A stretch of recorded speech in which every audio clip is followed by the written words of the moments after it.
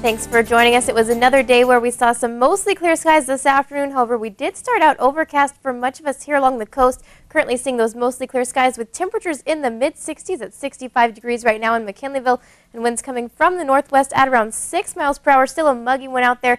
Humidity sitting at 81%.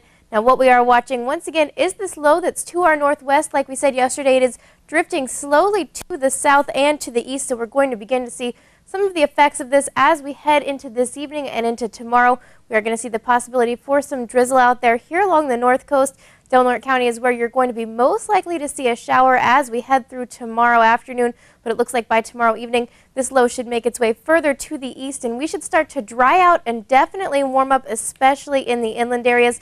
We can see on the 48-hour forecast how we do see an influx of clouds. Now, like we said, there is the possibility that we could see some light showers as those clouds come through, but it's looking like mainly drizzle here in the Humboldt County area. Delaware County could see some very light showers in Curry County as well as we head through tomorrow. But as we head through Friday, start to see a good break in those clouds and mostly clear skies out there. We will start to see a definite warm up in the inland areas as we are going to be on the cool down for tomorrow. Many areas in the lower 80s, bouncing back up to the upper 80s as we head towards Friday and then back into the 90s.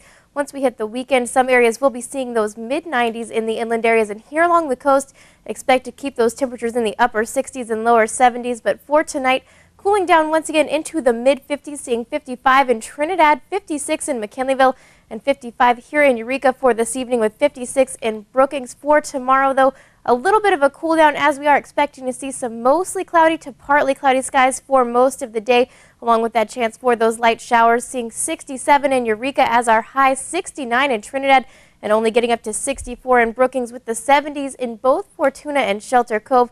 Further inland, expect to see temperatures staying once again in the mid-50s there as well, with 54 in Orleans, 55 in Willow Creek, and 54 in Neeland.